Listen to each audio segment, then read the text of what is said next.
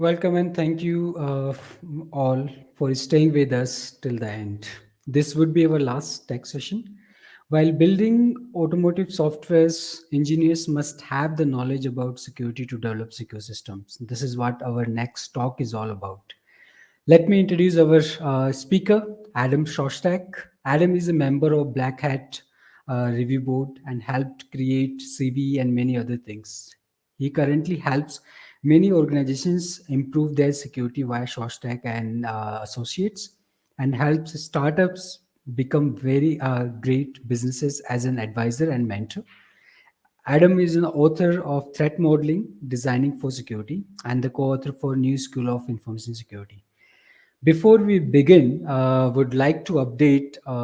We don't have a speaker available due to some reasons, but no worries. We got it covered.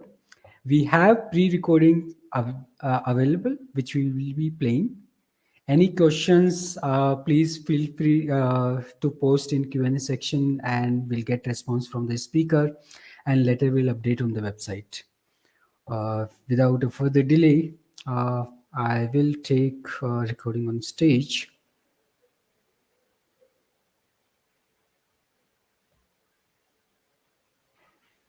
I'll hide myself. Hi, and welcome to Secure Our Streets 2023. I'm Adam Shostack, and today I want to share with you a presentation entitled A Fully Trained Jedi You Are Not. And let's jump in with a little bit of a quiz. And since I probably can't hear you, I do want you to speak up. How many Jedi do you see in this picture? Give you a second, take a look. Sometimes people say one. They're optimistic. Luke is not yet a Jedi in this picture. There are no Jedi here. How about this one? Once again, no Jedi. And the reason that I bring this up is that we talk a lot about Jedi Knights in cybersecurity with articles like this one. But the thing that I believe is that, number one, talking about Jedi is a bad goal. These expectations of heroism, they drive burnout, tearing children away from families, forcing them to live without attachments. Give you a funny little joke here. Why can't you spearfish a Jedi? Because attachments are forbidden in the Jedi Order. You're welcome. Many people just don't qualify as Jedi. They can't control the Force. They can't lift rocks with their mind. They can't do this thing. And so, when I think about cybersecurity,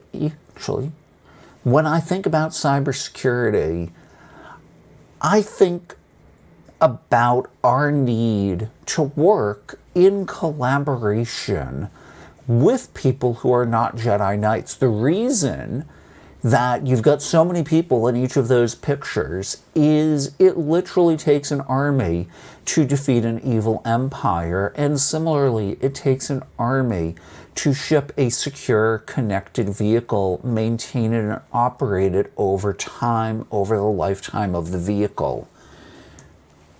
And so I'm Adam Shostack. In the interests of time, I'm not going to go deep into my background, but I do a lot of work in threat modeling, helped to create the CVE. I'm on the review board for Black Hat, an affiliate professor at the University of Washington, and I run a consulting company, Shostack and Associates, where we help our customers deliver more secure products, primarily via threat modeling. So what I want to talk about today is the problem and how it starts with software. There's a common metaphor of shifting left, which I think is not working as well as people often hope or believe. And I want to talk about what reasonable expectations are, and I'm going to bring in some ideas about how we educate people, why we educate people, and what we expect of them, because I think that's a crucial place for us to be putting our energies today. And so we've known for a long time that all programs are buggy. And in their Firewalls and Internet Security, now nearly 30 years old, Cheswick and Bellavin wrote that large programs are even buggier than their size would indicate. And you all know better than I do just how much software is in a modern vehicle. And so if these programs have security relevancy, they're going to have security bugs. And we've known this. And we can ask, and we should ask, where do bugs come from? And bugs come from developers, right? Or if we want to be nice about it, bugs come from software engineers. Really, developers introduce problems. They write code with security bugs. They fail to develop important security features. And they make unusable security features. And each of these leads to problems because they are introduced by developers. And that's just such an important point to understand and to orient ourselves around as we think about what are we going to do about these things. So when I think about software, and this is sort of a general approach to software more than an OT approach to software, because that's the world in which I primarily live, I think about development and production. And in development, we have application security, and in production, we have operational security. And so in development, we add features like SSL or TLS even. And in production, we have this fire hose of CVEs, of problems that occur.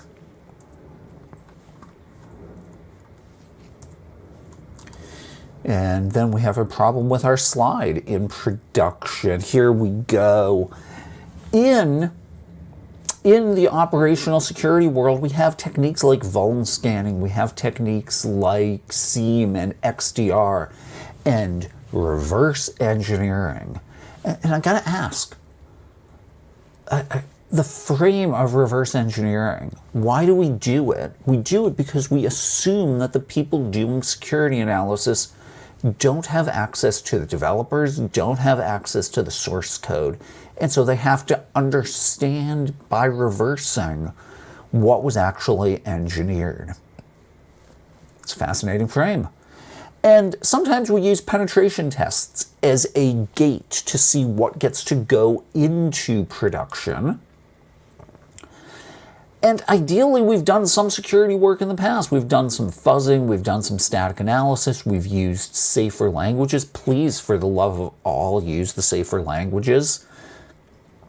But all of these things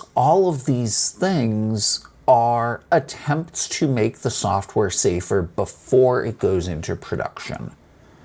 We call this shifting security left because we're moving from the right-hand side with operational security and production to the left-hand side. I hope that was clear. We're moving to the left. And when we do this, there is this security industry mantra of shifting left, of building security in. And I believe this is important, and the goal here is we're going to make changes to how we design, develop, and deploy software, and that requires new skills. It means we put less of an emphasis on pen testing and more of an emphasis on software engineering. And this whole idea of shifting left is growing in popularity because, and I stole this image from K-Logix, as we go from dev to test to staging and production, the cost and time required to find and identify problems grows. And so the earlier we find a problem, the less it costs to deal with. And this is true in your traditional cloud environments. It gets way more complicated when the software is running on a vehicle and you're trying to update that, and you've got to get vehicle owners to come into a dealership potentially to get their software updated. The cost of doing that just gets astronomical. And so fixing the problem earlier saves everybody a huge amount of money. And sometimes when we talk about shifting left, our software engineers feel a little bit like the guy in white. It's like, wait, what are you doing? I don't want you to do this. Don't do this. And the guy in orange is like, but I've got a goal here. I've been told to go shoot this basket. We don't want people to feel this way. We don't want it to feel like there's a competition. But if we want to shift left, we need clear responsibilities. We need to know exactly what's changing. Are we changing our deliverables? Right? The code is going to be different. Maybe we are. We're going to use a different language. Are we changing the tasks that we do? For example, we're going to run static analysis as part of the developer responsibility. Are we going to change the skills that we want people to have? For example, we want them to know what a buffer overflow is, how to write one. We might want them to know how to threat model. Whatever it is we want of them, it involves change. And if there's one thing I've learned in my career, it's that people love change. No, wait. They feel very strongly, but it's not love. What is it? It's hate. It is hate. They hate change passionately. And if we ask them to change just to please the AppSec people, they're going to revolt. They're going to engage in malicious compliance. They're going to engage in minimization. We're not going to achieve the results that we want to achieve. And so it's really important to clarify who delivers what to whom and how do they do so. And sometimes I joke that my entire job in coaching and mentoring people is getting them to ask this question more often. And I really learned this when I was at a huge software company, that the way to engage in big complex change is to change who expects to get what from whom and make those into gates and nets really drives change as quickly as I've ever seen it happen. One tool that I like to use, and this slide's a bit of an eye chart, I'm going to walk you through it, but Bloom's taxonomy is a classic tool in education. And the idea is that we start at the bottom of this pyramid with tasks like remembering and understanding facts. Then we apply them, we analyze things, we evaluate them, and we create new work eventually. But we have to build up to that level of understanding and skill. And I don't think we use this enough in cybersecurity, to be frank. So for example, the remember level of the taxonomy, be able to do things like recall facts and basic concepts, define and duplicate a list information. These verbs are used at this level as we define learning goals. So for example, we might want someone to remember that data sent over a network can be read by anyone. We might want them to be able to analyze, to draw connections between these ideas, and there's a list of verbs here. For example, we might want to ask people, how does authentication relate to authorization? How does information disclosure relate to tampering? And this is an advanced skill. It's something people need to they need to work up to this. And then at the very top of the tree, the evaluate level, justify what you're doing, to be able to argue or defend. Does encryption protect against this threat? This is a super advanced skill that requires expertise in the person doing the evaluative work. And if you haven't progressed through these levels, which takes time, it takes effort, you're not going to be able to answer a question like, does encryption protect against this threat? And we often see the results of this where engineers misuse encryption because they've been exposed to the concept without all of the educational scaffolding they need to bring that knowledge to bear on the problem that faces them, which is the CAN bus or whatever bus it is they're concerned about, a radio, for example, and we're concerned about tampering, they'll say, oh, we'll use encryption. Nope, that doesn't work. But more important is why they jump to that is they don't fully understand the threat. They don't fully understand the mitigation. Then creation, producing new or original work is at the very top of the hierarchy. And again, you don't have to actually know this. You can just go back and refer to this slide.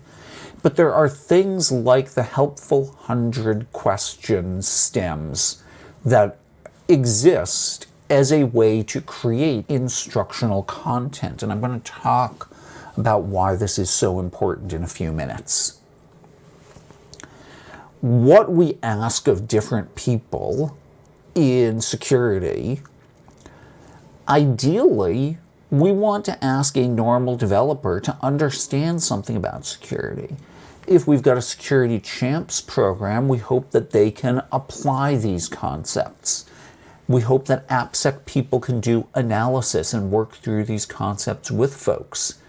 Penetration testers really do work, which is well described by evaluation. And then the sorts of people who speak at a conference like this, and I put a silly little black hat on there, right? But black hat speakers are expected to produce new or original work as they get to a stage like that. And so we ask different security work of different people who have chosen different career paths.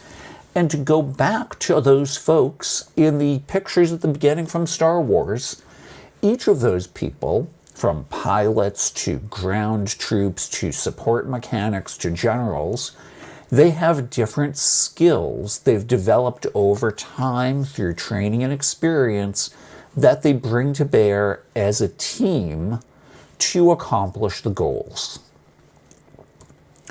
But when we teach in cybersecurity, we often teach like this. We make Star Wars, I make a lot of Star Wars jokes when I teach.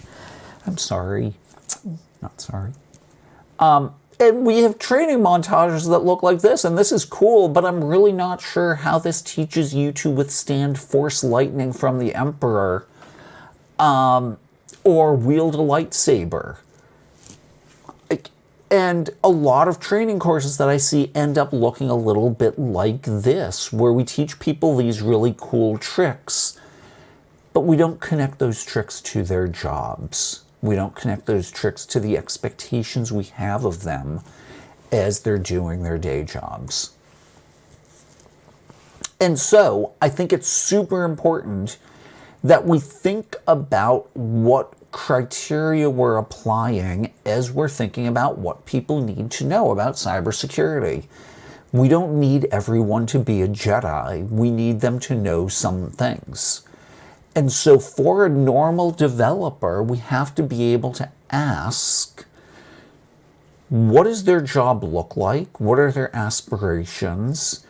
And if we're going to have them shift left, as I talked about, what are we changing? How are we going to train them to do that work? We don't ask these questions enough when we're talking about people becoming Jedi. These are, you know, when I think about these books, I often refer people to books, and I love every book here. But if you pay close attention to the very top book, The Extreme Programming, the thing you'll notice is it's tiny compared to many of these awesome security books, because the Writing Secure Code, Ross's Security Engineering, the Shellcoder's Handbook, all of these books are targeted towards experts who want deep learning. It's super important to think about what developers need to know as we try to align that to their job, their aspirations, etc. And so chunking information is crucial. Our brains are really, really good at pattern recognition. You don't need to see the tops of the letters in the word recognition to recognize that word.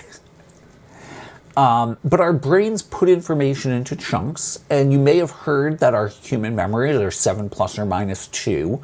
You probably didn't hear that it's chunks rather than individual facts. And so, for example, if you are familiar with the Fibonacci sequence, you see that list there, and your brain chunks it as a Fibonacci sequence, and it's easy. And if you're not familiar with the Fibonacci sequence, it's just a random list of numbers, and memorizing it requires that you memorize 1, 1, 2, 3.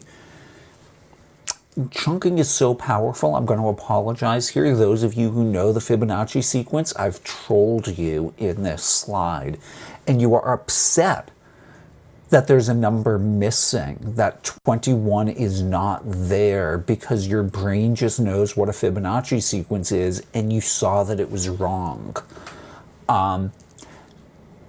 Chunking is super powerful, and the missing number in the sequence is intended to show you just how powerful it is. If we don't define the chunks of information that people need to know, our students will, because our brains work like that. And even if we do, they might define the chunks anyway. And so when I think about teaching, I think, what should we be teaching every developer? If you don't need them to become a Jedi, what do they need to know? Maybe we should teach them exploit techniques. There's a lot of secure coding training, that's focused on, we'll teach people SQL injection and buffer overflows and other things as a way to get them to learn these things.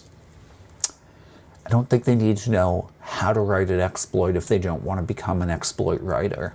Should we teach them about threat actors, compliance, cyber war?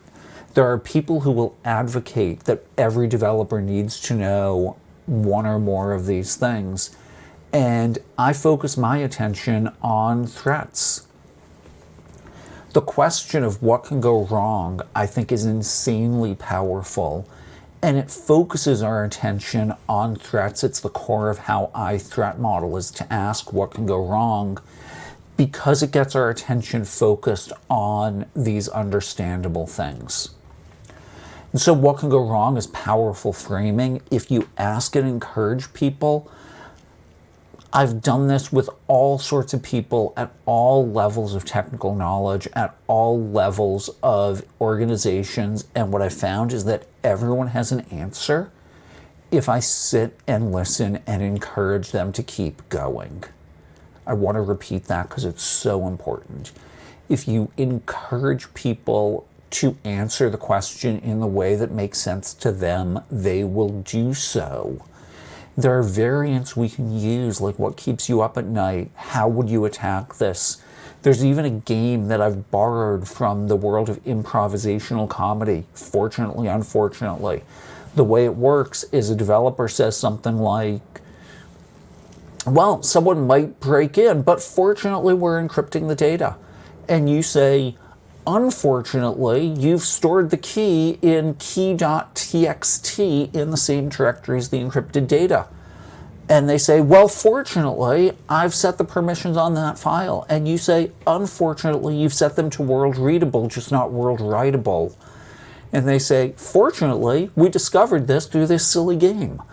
And so you can do this as a way to encourage people to have a little bit of fun answering the question, what can go wrong? And it can be that simple, that accessible. And we can get more structured in how we do it, which I think is a good thing if what we're doing is making software for connected vehicles. So what can go wrong is an umbrella. As I said, it's easier to answer the open-ended version, but people's answers vary. So we can, in finance, there's an open risk exchange system, which I know some banks are using. In security, we use the OWASP Top 10. The Food and Drug Administration likes to talk about the importance of the inability to update, amongst many other things. Compliance, I have a talk titled Threat Modeling Compliance at Black Hat Asia 2021. And I think the thing that can go wrong that is the most important is flaws, design issues in the software. It's a great way to get people to think about the question of what can go wrong. And when we get here, we get to the question of which of those should I use? And if you have these 4 or 5 different ways to do a side task, which security is for a typical developer, then they have to go and do this analysis, comparison, and that's really expert work. And so people need experts to offer specific advice. And as I was working on this presentation, I looked for an example. And so, some basic advice for almost everyone is you should absolutely max out your tax advantaged maxed account. So in the US, your 401ks, your IRAs, max them out. If you live somewhere else, I assume you have some equivalents. And so as I was looking for more examples, I found this article, 50 personal finance tips that will change the way you think about money. And I clicked on it because it's a good clickbaity headline. And I was like, I could put some more bullets here. And then I realized, wow, 50. I don't want to read 50 personal finance tips, and I didn't. Even though, money is important to me, I'd like to have a little more of it, like many of us. 50. Wow, that's crazy. And so in the personal finance world, and again, here I'm being US-centric, apologies, there's these tools called target date funds. And the idea is, let's say you're in your 30s and you're going to be retiring in 2060. You would buy a target date fund for 2060, which is the target date of your retirement. And over the next 40 years, the bank will continuously adjust the percentage of your funds which are allocated to stocks, which are higher risk, and bonds, which are lower risk. And so over time, they will adjust so that the risk associated with that fund changes. And all you need to know is your target date of retirement. And so those are a lovely little product. We should have more equivalents of them in cybersecurity. And so this brings me to the question of what does every engineer need to know? And this question for me is catalyzed by a few projects. One was a white paper I wrote called Fast, Cheap, and Good. It's freely available at showstack.org/whitepapers. My new book, Threats What Every Engineer Should Learn from Star Wars. And another paper, which is sort of derived from the Fast, Cheap, Good paper, it's titled Nothing is Good Enough. And they all started out with a really simple question. And that question is every flaw unique? Take a second, think about that. How unique is every flaw unique? Another way to think about this is, do flaws cluster? What do we need to know to find these flaws? One idea, and this is a graph of how much knowledge about the system we need to have in order to find a flaw, and how much security expertise is required to find it. And so we might, for any given pair of values, have just a uniform field, right? The more of either you have, you'll find different flaws. It might be that there are relatively few flaws that exist with low security, that can be found with low security knowledge, right? That security knowledge is important. This is essentially the skilled pen tester hypothesis, that you need skilled pen testers to find flaws. But maybe they're easy to find, and maybe they even cluster at the low levels of expertise in both the system and security expertise. And I've come to believe that this graph really represents reality, or at least a subset of reality. And bug bounties are my evidence for this. If we required high levels of expertise or high levels of system knowledge, bug bounties wouldn't work the same way. And so I think this is accurate. It may not be complete. There may be more in the other areas of the graph than I'm showing here. And the challenge which we face is we don't know how to find all the flaws in a system, so it's hard to measure that completely. But if you're willing to believe that lightweight flaws are common, right? Not saying that any other flaws are necessarily uncommon, just lightweight flaws, these things down in the lower left corner of the graph where the dots cluster, if that cluster exists, what I take from that is we should transform how we are working with engineers so that they can help us find and prevent those flaws. We can think a little bit about we can think a lot about why they exist, but in this talk, I'm only going to think a little about that. Maybe developers stink. Maybe it's bad tools, our languages are bad, our scanners are bad, our static analysis, our dynamic analysis is bad. Maybe it's lack of knowledge on the part of developers, and I think that plays a large part. And so, I think that we can think about what developers need to know. And so my framework here, my proposal, is that what developers need to know are the stride threats: spoofing, tampering, repudiation, info disclosure, denial of service, and expansion of authority. They need to know that parsing and predictability generate danger, and they need to know that kill chains are a way of bringing these together. And if you are a threat modeling aficionado or a stride aficionado, you will note that I've changed the E in stride from elevation of privilege or escalation of privilege to expansion of authority. And this framework, frankly, comes from, actually, before I say that, and the reason I changed from elevation to expansion is that the concept of privilege is fuzzy. It's hard to work with, it's hard to teach, and authority is a little bit more measurable and understandable. And I learned that when I was working on my new book, Threats: What Every Engineer Should Learn from Star Wars. Give you a view of the cover because I'm very proud of the cover, very excited by it. And so this thinking, which went into the new book, is really about how do we advance the field. And I'm pleased with the book as one way of making these ideas accessible and understandable. It's not the only way. It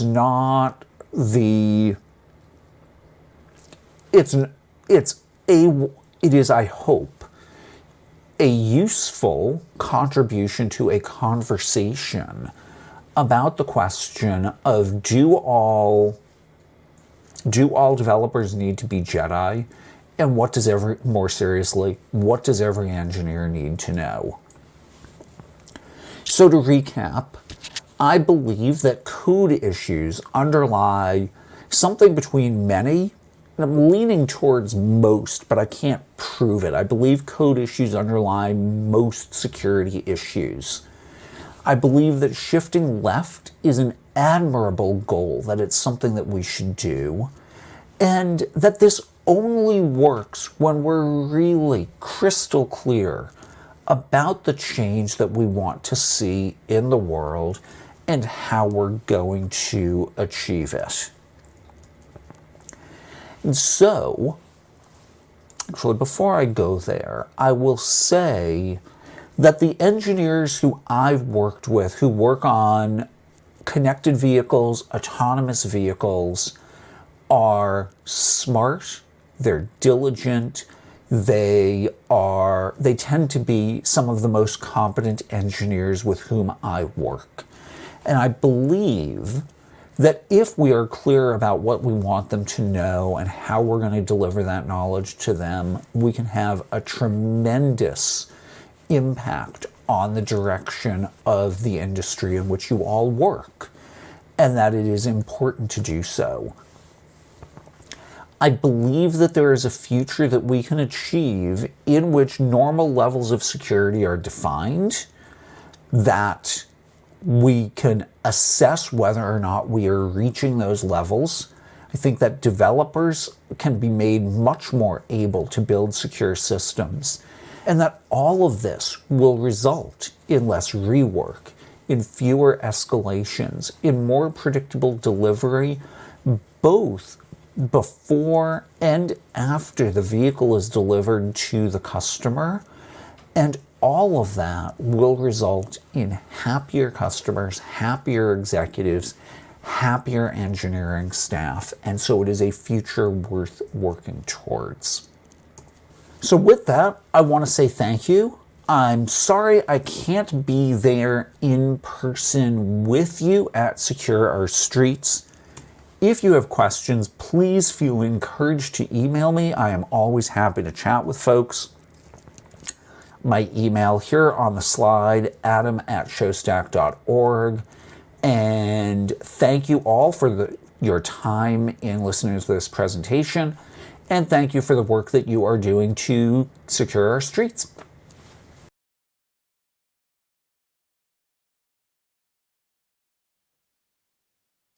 What a great session. Like ending a conference with this session is wonderful. So much of information and insights. Thank you, Adam. You were not here, but still, your session was very useful for all of us. And thank you for all the joinees and attendees. We really appreciate your time, and we really appreciate you are supporting us and being with us till the end. We appreciate that. Thank you. And please, we have one more short session. Uh, Please don't forget to attend that and have a good time. Bye bye.